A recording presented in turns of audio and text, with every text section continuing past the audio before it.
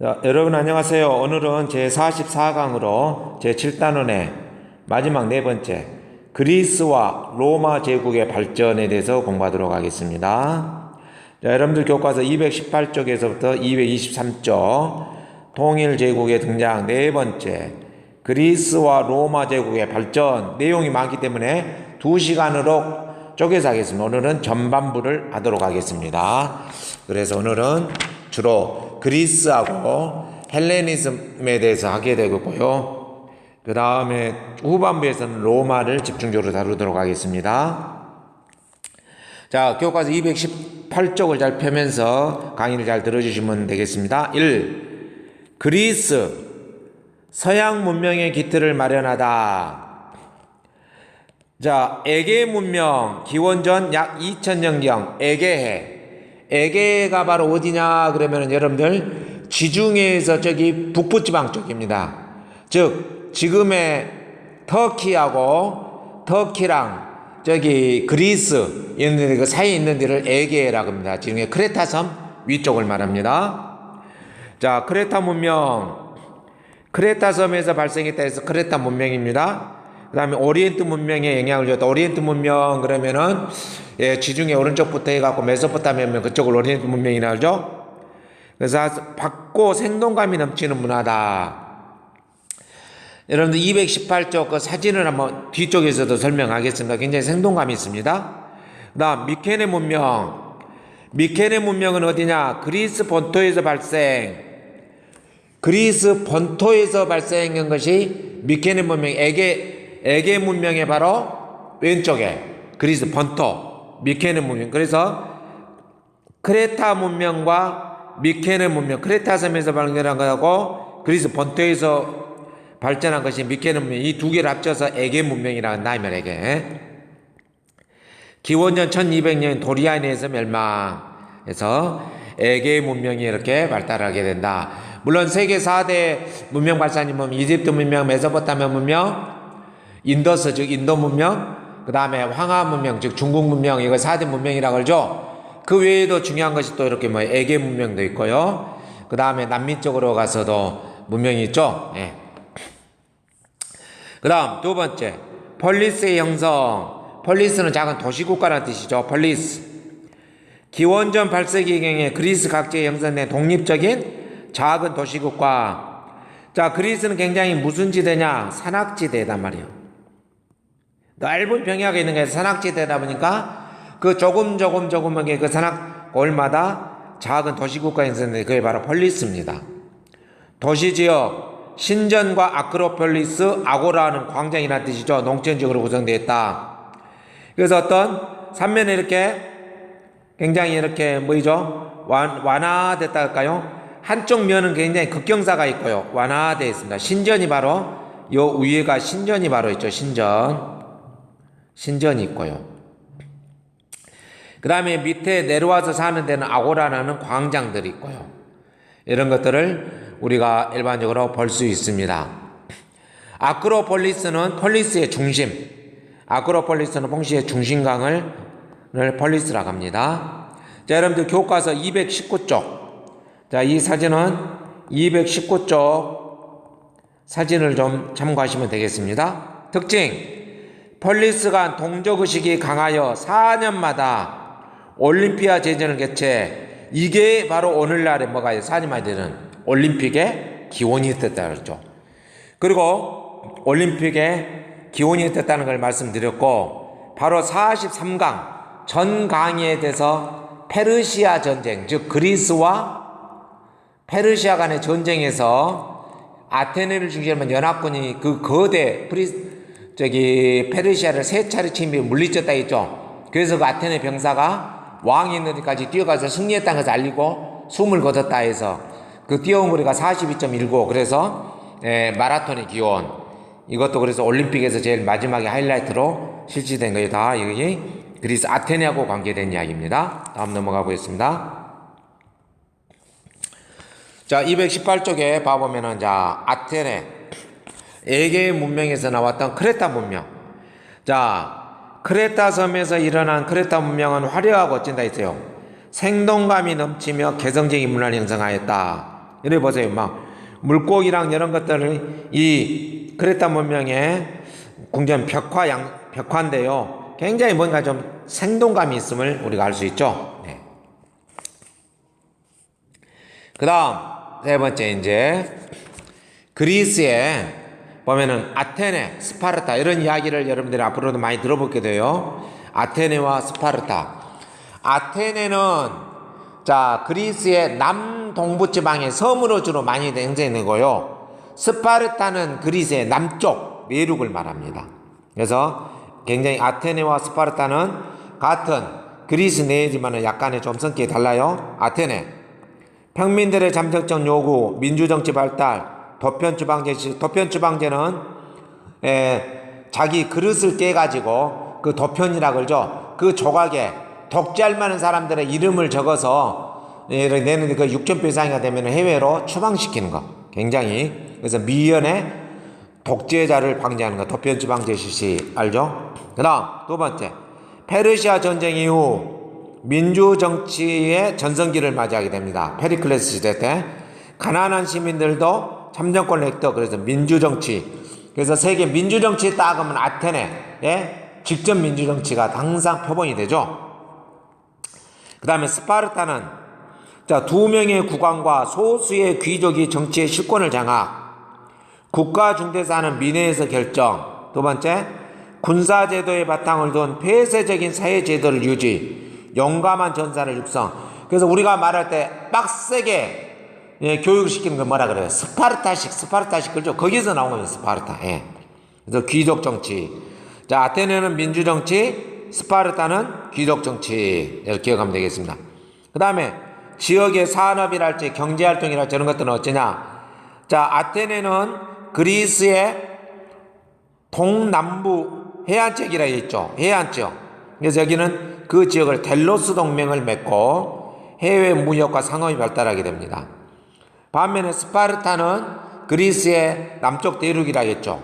내륙 지역이다 보니 그 지역을 펠로폰네소 지역이라서 펠로폰네소 동맹하게 됩니다. 그래서 농업이 발달하게 되죠.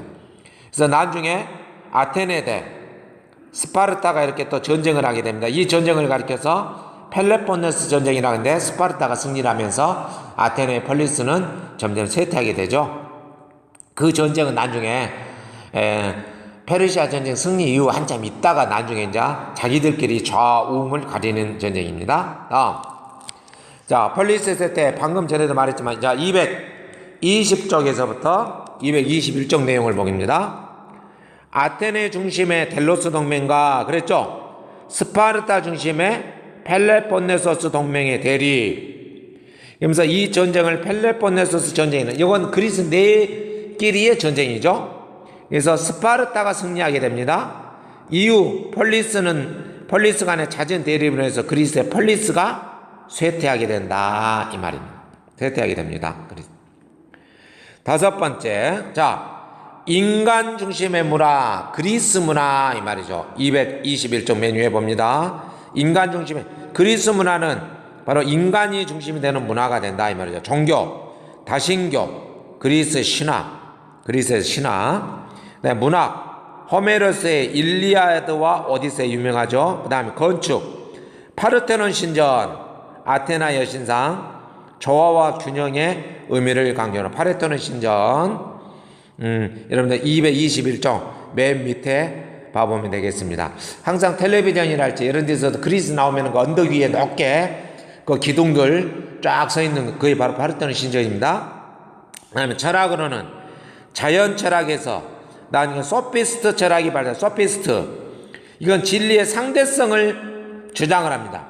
여기에 맞서서 소크라테스가 등장을 하는데 이건 진리의 절대성. 여러분들 진리라는 것이 뭡니까? 진리라는 것은 절대 변하지 않는 거 불변이거든요. 절대 불변함이 진리잖아요.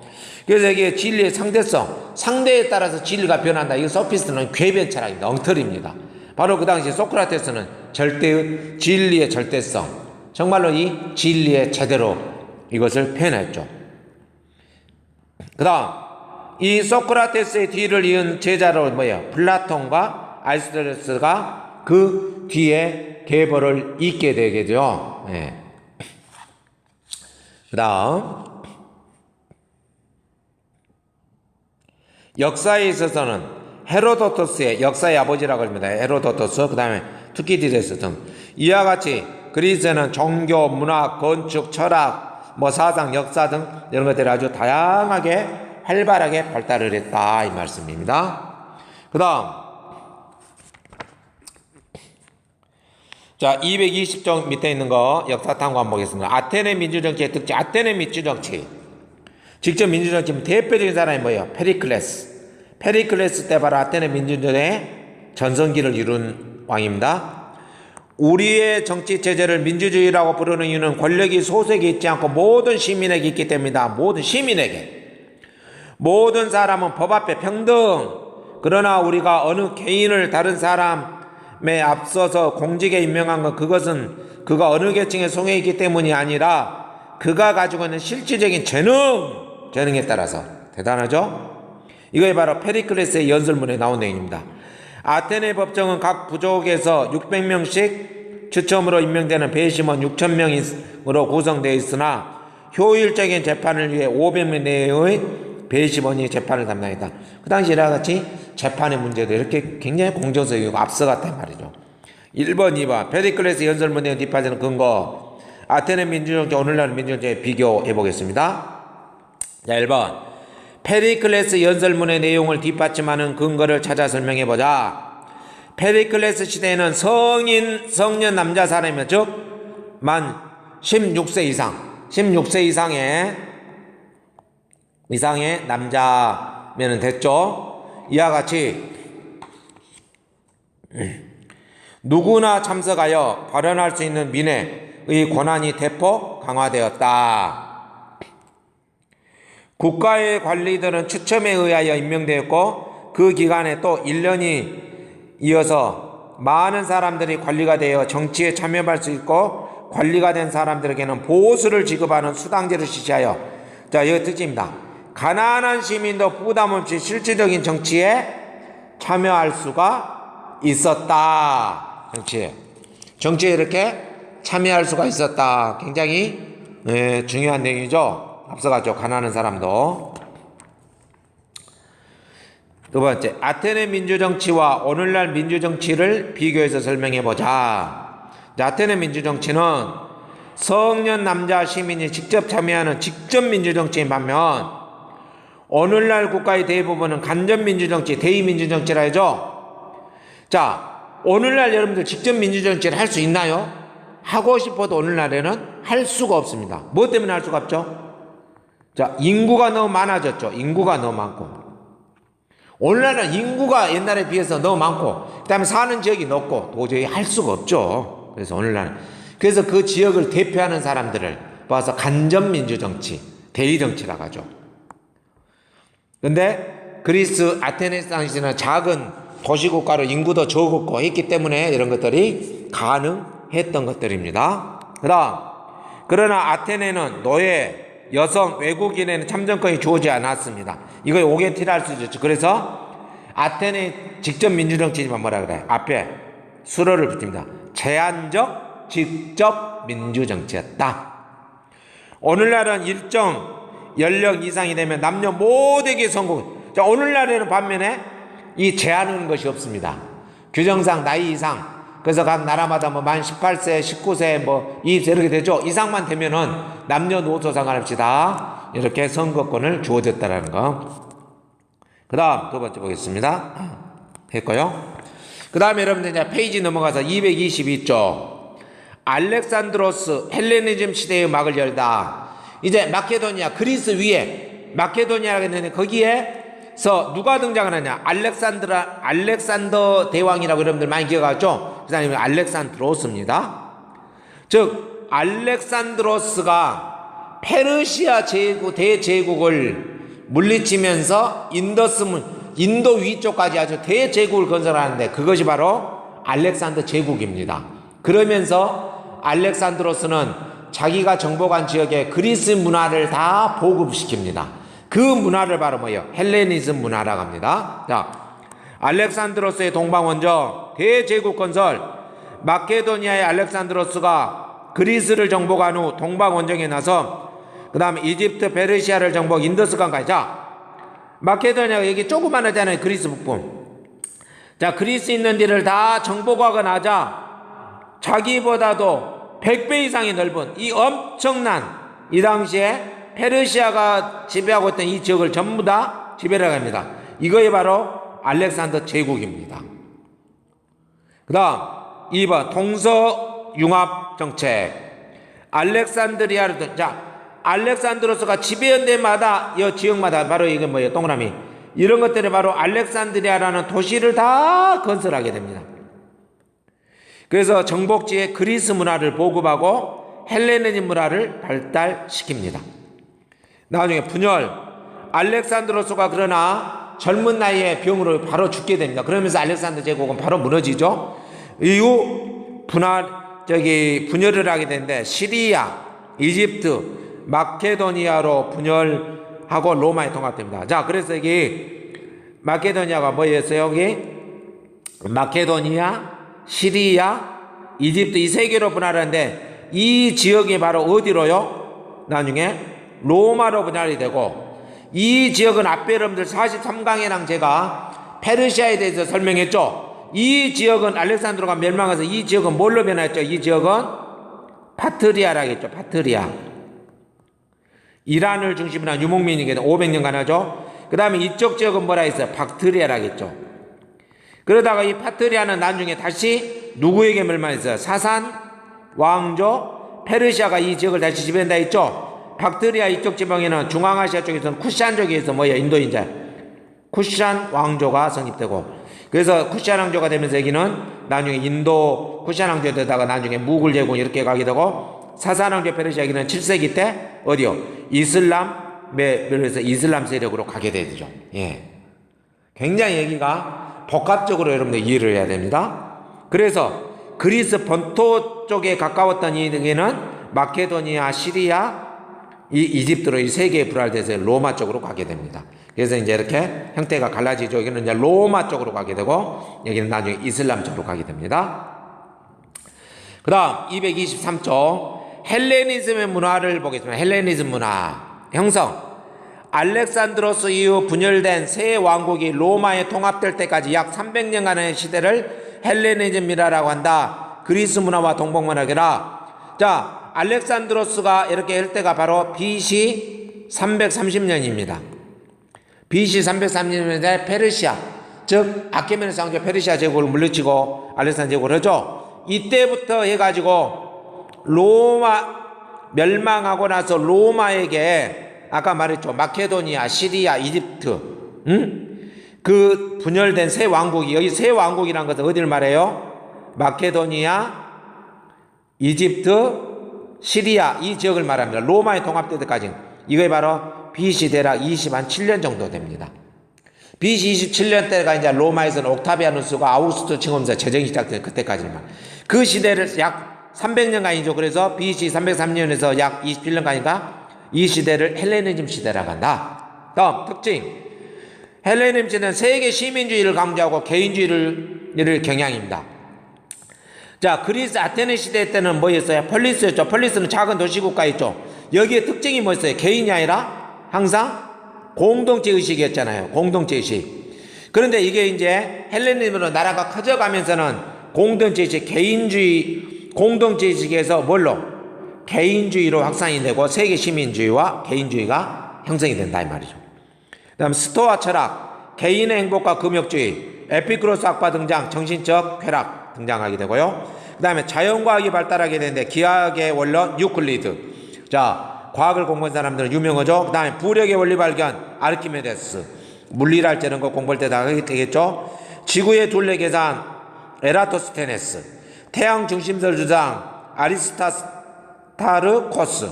나중에 그래서 갈릴레오가 뭐 지동설을 주장하는 것 등등 나오게 이어지게 되죠. 그 다음 네 번째 사실적이고 생동감 넘치는 것이 특징이다. 굉장히 생동감 넘치다. 사실적이고. 자, 이걸 봐보겠습니다. 자, 헬레니즘의 문화의 특징 봐보겠습니다. 여기에 보면 라오콘상이라고 나오는데 이 사람 이름은 라오콘이죠. 신에게 노여움을 받아 뱀에 물려 죽어가는 라오콘과 양쪽에 두 아들이 있습니다. 들에 고통을 생동감 있게 표현해. 생동감 있게 막 고통 속에 뱀에 물려가. 이렇게 사실적으로 생동감 있게. 알렉산드로스는 원정 중에 그리스의 학자와 예술가들을 데리고 다니면서 가는 곳마다 그리스 문화를 보고만 있었다. 그는 정복한 지역에 여러 곳에 자신의 이름을 딴 알렉산드리아 도시를 다 건설했다 했죠. 그 대표적인 것 중에 인도 서북부의 간다라 지방. 그러죠. 그래서 그리스인들이 인도의 불교와 함께 6세기 때 거기서 개발한 것이 불교와 그리스의 조각상이 발달돼서 새로운 제3의 어떤 문화가 생긴 간다라 불상이죠. 간다라 문화. 그게 바로 중국의 인광석불, 우리나라의 신라 시대에서의 석가모니, 토암산에 있는 거죠. 석굴암, 보존불상. 거기 보면 머리가 뽀글뽀글 서양식, 코가 오똑 서양 조각상을 땄죠. 그 다음에 옷에 옷주름 이런 거, 앉아있고 좌상은 또 인도의 불교 사상. 이런 문화가 이렇게 형성이 됐다 이 말이죠. 그래서 자신의 부하들을 페르시아를 정복했자 하잖아요. 그래서 페르시아인들과 함께 결합을 하면서 융합정책을 폈다.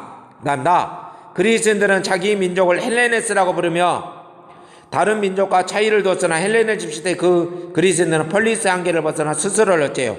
세계 시민이라고 생각했다. 이와 반대로 폴리스에 대한 충성심이 사라지면서 뭐가 됐어요? 개인의 행복을 더 중시하는 경향. 그래서 세계 시민주의와 개인주의가 발달했다 했죠. 그 다음 세 번째. 헬레니즘 시대 예술가들은 그리스와 달리 화려하게 기교를 부리면서 살아 움직이는 것 같은 생동감 있게, 사실적이고 생동감 있게 발달한 게 헬레니즘 문화입니다. 자, 가나의 헬레니즘 문화와의 핵심의 특징을 위하여 설명해보자. 다에서 나타난 헬레니즘 시대 미술 특징을 그리스 문화와 비교해보자. 뒤에서 보겠습니다. 1. 가와 나에 나타난 헬레니즘 문화의 핵심적인 특징을 요약해 설명해보자. 헬레니즘 문화는 알렉산드로스의 동방 원정을 통해 그리스 문화를 바탕으로 오리엔트 문화가 융합되면서, 오리엔트 문화 이쪽 있는 데는 바로 페르시아가 점령한 데죠. 지금의 메소포타미아 문명지대랑 여기를 말합니다. 문화로 국가나 민족을 초월하여 세계를 무대로 한 개인으로 살아가려는 세계 시민주의와 개인주의 사상이 강조됐다 그랬죠. 두 번째, 다에 나타난 헬레니즘 시대 미술의 특징을 그리스 미술과 비교해보자. 그리스에서의 미술은 인간 중심적이며 조화와 균형을 이루는데, 즉 조각, 세심했죠. 그랬으나 헬레니즘 시대의 미술은 그리스 시대의 미술보다도 더 어쨌어요. 개성이 강하고 현실화되어 사실적이며 화려하고 생동감 있게 표현하였다. 이거 그리스 문화에 비해서 헬레니즘 문화는 좀 더 사실적이고 생동감 있게 표현했다 이 말씀입니다. 자, 이렇게 해서요, 우리 그리스와 로마 시대에서 전반부로 그리스에 대해서는 여기까지 설명하도록 하겠습니다. 물론 그래서 로마까지 다 끝나고 나면 227쪽에 문제를 풀어야 되는데, 자, 오늘 배운 내용만 다시 문제를 풀어보고 다시 이어서 후반부 로마까지 오고 나서 다 풀어보도록 하겠습니다. 자, 1번 보겠습니다. 폴리스의 높은 곳에 신전과 성벽이 있는데 이걸 뭐라 그랬었어요? 여러분들? 이걸 폴리스의 중심지 아크로폴리스라 했죠. 아크로폴리스라 한다겠죠. 그 다음 두 번째, 알렉산드로스 대왕은 정복지마다 자기의 이름을 딴 도시를 건설했는데 이걸 뭐라 했어요? 알렉산드리아라겠죠. 알렉산드리아. 그래서 그리스인들을 거기에 자기 부하들과 그 현지의 정복 시민들, 페르시안들하고 결혼 정책을 하면서 자기의 문화를, 그리스 문화를 전달하는 거라 했죠. 그 다음 네 번째는 로마를 공부하고 나서 풀어보도록 하겠습니다. 다음 45강에서 하겠습니다. 그 다음 2번, 관련 있는 내용은 옳게 연결항을 써보세요. 자, 1번 페리클레스 그러면은 그리스 아테네 민주정치의 꽃 전성기였죠. 그러니까 바로 리을 민주정치 발달이죠. 그 다음 알렉산드로스 그러면은 뭐였어요? 알렉산드로스 그러면은 그리스인들을 심어주고 그 문화를 세계 문화로 행세하는 것을 헬레니즘 문화라겠죠. 그래서 니은 헬레니즘 문화가 되겠습니다. 그 다음 3번과 4번은 로마하고 관계는 로마 배우고 나서 45강 끝나고 나서 하겠습니다. 다음 3번 옳은 내용은 0표 틀린 내용은 X표라 그랬네요. 자, 소크라테스는 소피스트의 사상을 계승하였다. 아니죠. 틀렸습니다. 자, 여러분들 소크라테스는 바로 진리의 무엇을 주장했어요? 절대성. 진리는 절대적이다. 우리 성경에 말하는 절대자는 오직 조변한 예수 그리스도밖에 없죠. 다음 소피스트는 무엇을 주장했어요? 진리의 뭐요? 상대성. 상대에 따라서 진리가 변한다라는, 이거 완전히 궤변 철학이죠. 궤변. 잘못된 거죠. 여기에 맞서서 그래서 소크라테스는 궤변론자들에 의해서 결국 어쨌어요? 사약을 받고 죽으면서 어쨌어요? 응? 악법도 복이다 라고 이렇게 말했던 소크라테스 유명한 말이죠. 그 다음 두 번째 그라쿠스 형제 로마, 이것은 로마 배우고 나서 공부하도록 하겠습니다. 네, 여기까지 여러분들 그리스와 로마 문화에 대해서요 공부했는데, 전반부로 그리스 헬레니즘 문화에 대해서 여기까지 공부했습니다. 여기까지 마치도록 하겠고, 다음 시간에 로마에 대해서 후반부로 공부하도록 하겠습니다. 자, 여러분들 오늘도 대단히 수고하셨습니다. 다음 45강에서 뵙도록 하겠습니다. 안녕히 계세요. 시작됩니다.